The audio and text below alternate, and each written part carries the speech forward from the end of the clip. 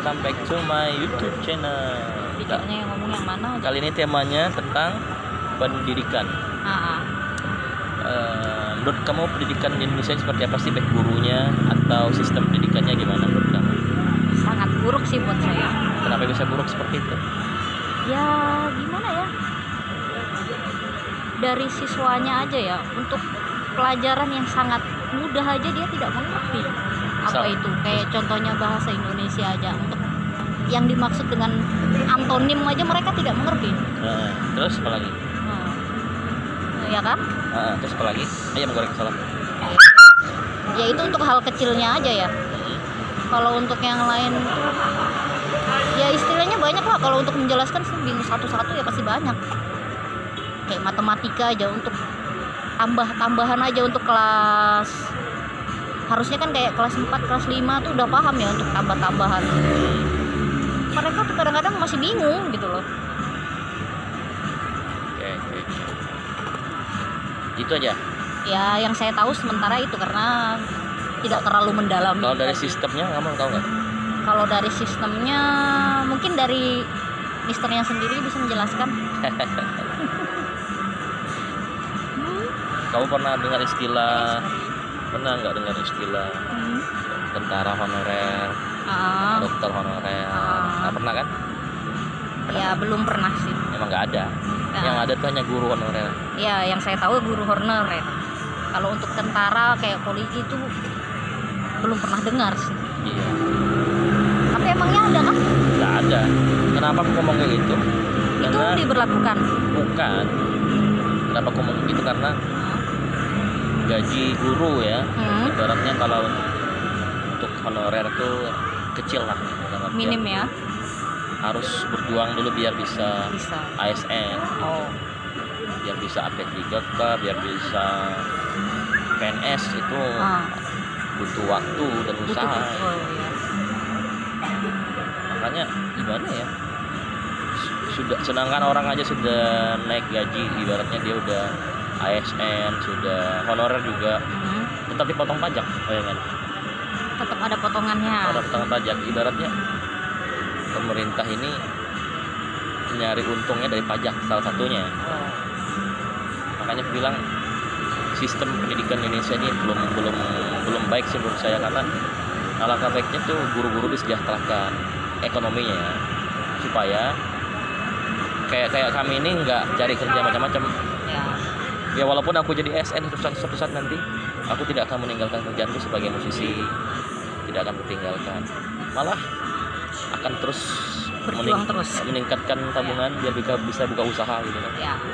Mungkin buka usaha jualan pakaian mungkin, atau buka usaha kuliner mungkin, kayak gitu. Bahkan mereka yang ASN aja ada yang buka usaha juga. Ya di Pramuka tuh contohnya, dia buka usaha toko kelontong plus sayuran gitu. Jadi rame tuh orang dia. Misalnya aku belanja ke tempat dia, bang beli ini bang, beli tomat 5.000, dia kasih bonus lombok. Gokilnya orang, dosa bang, ada dia. Akhirnya makin banyak pelanggan ke dia. Malah dia lebih, istilahnya kayak lebih dari usaha sampingannya ya. Iya, padahal dia sama istrinya itu sama-sama ASN juga kalau melihatnya. Mereka pulang kerja langsung buka toko. Dan itu nggak ada yang salah sih. Ya nggak ada sih. Jadi tidak menjamin orang yang patokan sejahtera itu harus ASN. Tapi apapun pekerjaan kita itu dijadikan sarana untuk buka usaha. Karena kalau kita nggak buka usaha ya susah ya nambah penghasilannya. Contohnya ini kita buka usaha kafe misalnya. Sediain wifi, sediain fasilitas yang fasilitas yang bagus ya. Kalau musiknya kok makin ramai. Salah satunya itu. Gimana menurutmu tentang sistem pendidikan? Ya kalau menurutku ya memang sangat-sangat buruk sih ya. Berarti kan dari pemerintah kan dia secara nggak langsung tetap makan uang rakyat ya, dari pajak itu sendiri gitu loh. Karena pajak itu kan dari masyarakat juga gitu. Betul sekali. Seperti itu sih. Sebenarnya cita-cita kamu dari kecil pengen jadi apa sih? Dulu sih cita-cita pingin jadi polwan sih. Terus kenapa nggak sampai jadi polwan? ya ada satu masalah, maksudnya yang tidak bisa karena penyakit, yang tidak bisa melanjutkan itu. Apakah penyakitnya nggak bisa dilawan gitu maksudnya Mardian? Ya saat itu nggak bisa, karena saat itu memang benar-benar nggak bisa yang untuk jadi polwan itu kan harus butuh apa ya, kayak bahasanya apa sih? Apa yo? Ya kayak dilatih segala macam itu kan. Dan fisik ini waktu itu sudah nggak mampu, nggak kuat karena penyakit itu gitu loh. Orang apa namanya, capek sedikit aja, stres sedikit aja sudah langsung drop, masuk rumah sakit. Dan itu nggak nanggung masuk rumah sakitnya langsung ICU tuh dulu. Jadi ya memang ya sudah nggak kesampaian, karena memang dari dulu, dari kecil, dari aku masih zamannya SD SMP seneng kayak ikut-ikut kayak pelatihan kayak paskibra yang seperti itu, maksudnya kegiatan kayak pramuka, kegiatan alam yang seperti itu, ikut seperti itu, senang. Kalau seru loh kalau kamu jadi polwan itu. Ya waktu itu memang pengen jadi polwan. Kalau di Samarinda kan, Harusnya. biarkan biar lidera lewat, saya menjaga. Itu kan seru tuh gitu. Ketemunya lidera yang ini kan, langsung iya. cubit kan.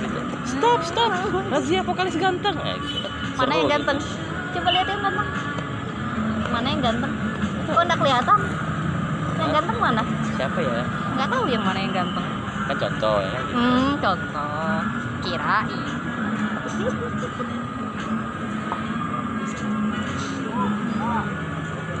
Oke, itu saja guys. Oke. Ada yang lagi mau pengen kamu omongkan tentang pendidikan di Indonesia? Ya kalau ya cukup di situ aja, karena misternya yang paling paham dunia pendidikan. Sama sayang dong ya. Mister Ardian yang paling paham di dunia pendidikan untuk saat ini gitu. Ya kalau menurut dari penilaian saya memang sangat-sangat gak bagus untuk di Indonesia. Semoga segera membaik lah ya pendidikan di Indonesia. Itu saja guys. Oke. Selamat malam. Oke. Sampai jumpa. Aku sebenarnya nyari kalender 26 nggak dapat.